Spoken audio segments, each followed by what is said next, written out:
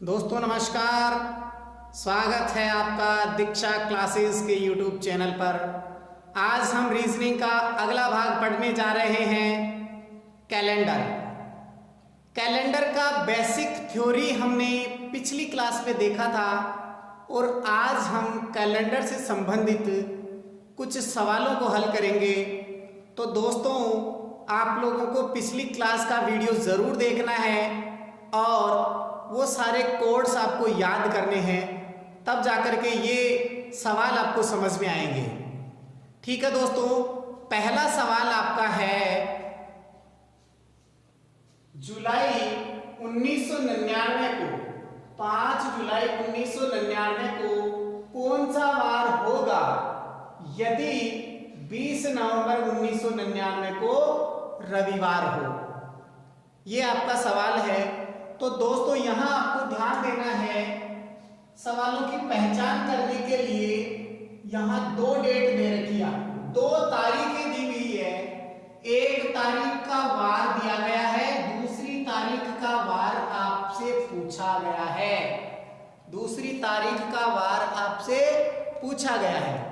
तो दोस्तों ऐसे सवालों को हल करने के लिए आपको इन दोनों तारीखों के मध्य दिनों की संख्या ज्ञात करनी है। जैसे एक तारीख दी गई है 5 जुलाई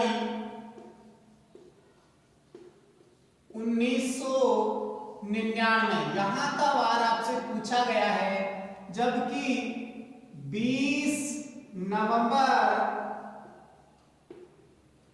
1999 को रविवार बताया गया है। क्वेश्चन के अंदर बताया गया है कि 20 नवंबर 1999 को रविवार होगा। यह है, तो इस दिन का आपको बताना है। तो दोस्तों यहां से लेकर के यहां के मध्य दिनों की संख्या ज्ञात करनी है आपको। तो ज्ञात करने के लिए दोस्तों सबसे पहले जुलाई महीना आपको लेना पड़ेगा, अगस्त, फिर उसके बाद में सितंबर, फिर अक्टूबर और फिर नवंबर। तो देखिए दोस्तों जुलाई महीने में दिन कितने होंगे, क्योंकि चर्चा हो रही है 5 जुलाई, तो 5 जुलाई तक दिन जा चुके हैं। टोटल जुलाई में दिनों की संख्या होती है 31 31 होती है। 31 में से 5 अगर आप घटाएंगे तो यहां बचेगा आपके पास में 26। फिर देखिए दोस्तों अगस्त पूरा महीना काउंट होता है, तो अगस्त में दिनों की संख्या 31 होती है। सितंबर भी पूरा महीना काउंट हो रहा है, तो यहां भी दिनों की संख्या 30 होती है। अक्टूबर में दिनों की संख्या 31 होती है। अब देखना है आपको नवंबर। अब नवंबर में देखा क्या गया है कि केवल 20 तारीख को मामला फिनिश हो गया, तो यहां 20 दिन ही आपको लेने हैं। अब इन सब का योग आप करेंगे तो 6 1 7 1 8 8 के 8, फिर ये 2 3 5 3 8 8 3 11 2 13, ये 13। तो टोटल दिनों की संख्या 138। टोटल दिनों की संख्या 138 है। तो दोस्तों ध्यान रखना है आपको, जब 138 दिनों की संख्या है तो आपको 138 में 7 का भाग लगाना है। कितने का? 7 का भाग लगाना है, क्योंकि सप्ताह में 7 दिन होते हैं। जब हम 7 का भाग लगाते हैं तो यहां देखिए दोस्तों 7 एकम 7 7 एकम 7, यहां 13 में से 7 गए तो बच गए 6 8 से आगे लगते हैं तो 68 होते हैं। फिर 7 की टेबल हम बोलेंगे 7 नाम 63। 68 में से 63 गए तो यहां तो 9 रहेगा और 68 में से 63 गए तो बचते हैं 5। तो पूरा भाग 19 बार जाता है, जबकि शेष फल आपका 5 आता है, क्योंकि 68 माइनस 63 तो 5 रिमाइंडर में आता है। तो दोस्तों ध्यान रखना है, ये शेषफल आपके काम की चीज है, इसको विशेष तौर से ध्यान रखना है। ये शेषफल ही रहेगा जो आपके आंसर को लाएगा, आपके उत्तर को लाएगा। अब आपको ध्यान रखना है शेषफल 5 आ रहा है, और एक चीज ध्यान रखनी है, आपको दिया गया वार ये है, अगर दिए गए वार से आगे का वार पूछा जाए, मतलब अगली तारीख का वार पूछा जाए, तो उसमें 5 दिन आगे जोड़ देना है, मतलब 5 दिन बढ़ना है। जैसे रविवार के बाद में सोम, मंगल, बुध, गुरु, शुक्र, इस प्रकार चलते हैं।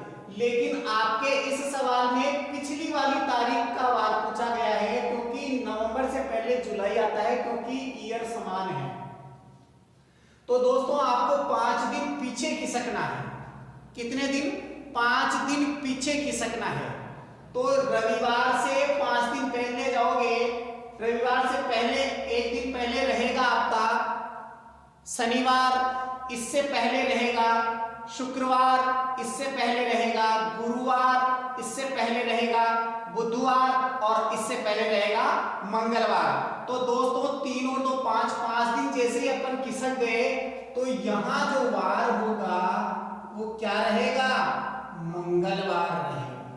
क्या रहेगा? मंगलवार रहेगा। तो दोस्तों ध्यान रखना है इस प्रकार के सवालों को कैसे हल करना है। अगला सवाल और देखते हैं, उसमें और थोड़ा क्लियर होगा आपका। ठीक है दोस्तों,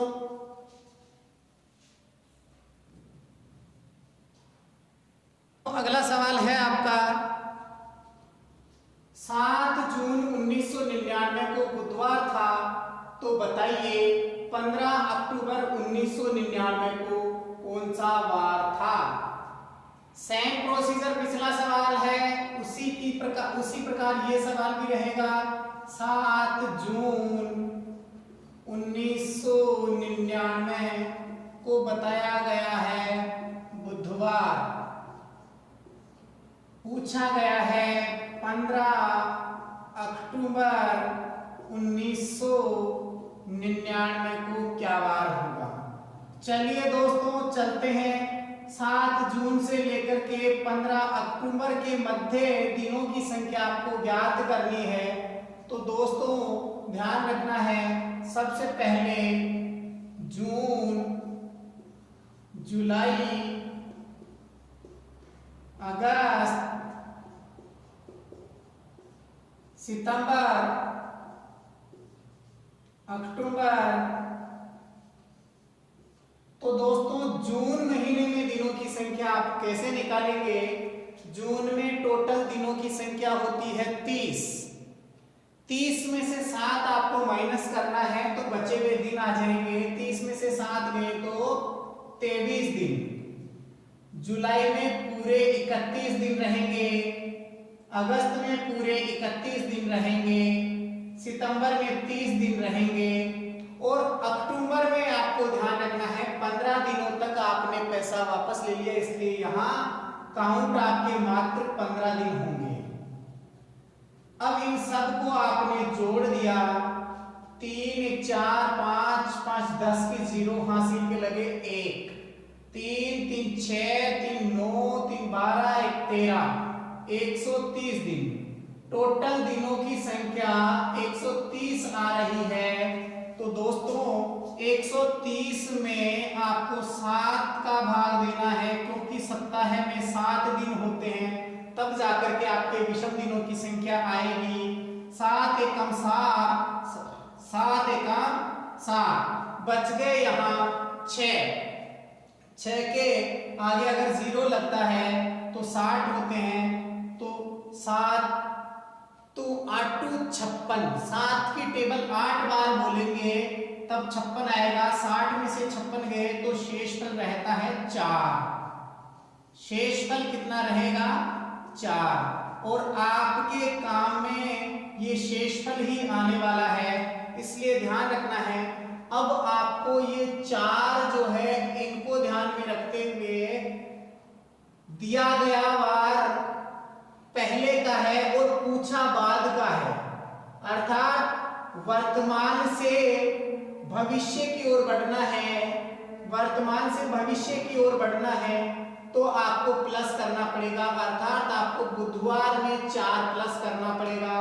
बुध के बाद में गुरु, शुक्र, शनि, रवि, अर्थात यहाँ आपका वार रहेगा रविवार।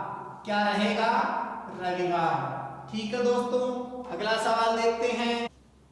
देखिए दोस्तों, अगला सवाल है आपका 1 जनवरी 2008 को गुरुवार था। 1 जनवरी 2008 को गुरुवार था, तो बताइए 31 दिसंबर 2008 को कौन सा वार होगा?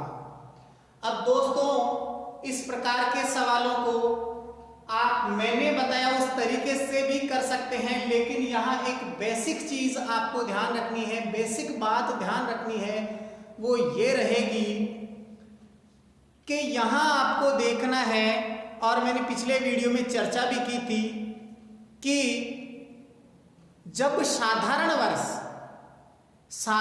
वर्ष या सामान्य वर्ष जिस वार को प्रारंभ होता है, सामान्य वर्ष जिस वार को प्रारंभ होता है उसी वार को समाप्त होगा। अर्थात ध्यान रखना है कि 1 जनवरी को जो वार होगा वही 31 दिसंबर को वार होगा। अर्थात साल की शुरुआत 1 जनवरी से होती है और साल का अंतिम दिन 31 दिसंबर होता है। तो ये बात आपको ध्यान रखनी है सामान्य वर्ष के लिए।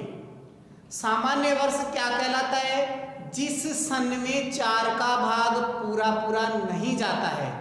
लेकिन आपके इस सवाल में ये साधारण वर्ष नहीं है, यह एक लीप वर्ष है, क्योंकि यहाँ दोस्तों ध्यान रखना है 2008 है, अर्थात अंतिम 2 अंकों में, जैसे 2008 है, अंतिम 2 अंकों में आप 4 का भाग देखेंगे तो 4 का भाग पूरा जा रहा है, इसलिए ये साधारण वर्ष नहीं हो सकता, ये आपका लीप वर्ष है।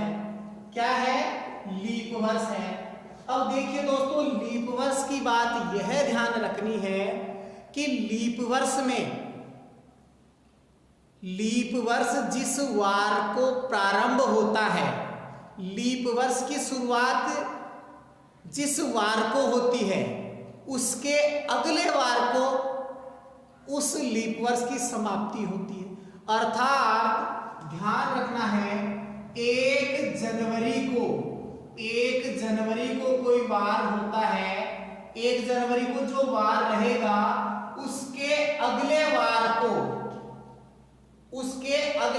को मतलब 31 दिसंबर होगा।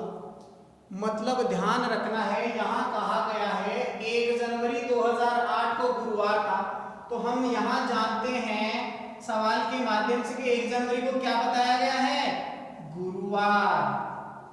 अब पूछा गया है 31 दिसंबर को, तो 31 दिसंबर को ध्यान रखना है जब लीप वर्ष हो तो 1 दिन आगे बढ़ना है। 1 दिन आगे क्यों बढ़ना है? यहां ध्यान रखना है गुरुवार से यहां रहेगा आपका आंसर के रूप में शुक्रवार। अब दोस्तों आपके जहन में आ रहा होगा कि 1 दिन आगे क्यों बढ़े, क्या कारण रहा? दोस्तों मैंने जब बेसिक थ्योरी बताई थी तब बताया था कि सामान्य वर्ष में दिनों की कुल संख्या 365 होती है, जबकि लीप वर्ष में दिनों की कुल संख्या 366 बताई थी मैंने। कितनी बताई थी? 366 दिन होते हैं किसमें? लीप वर्ष में। अब आप कहोगे कि ये 1 दिन कहां से बढ़ गया? तो दोस्तों ध्यान रखना है हर 4 साल में 1 दिन बढ़ता है।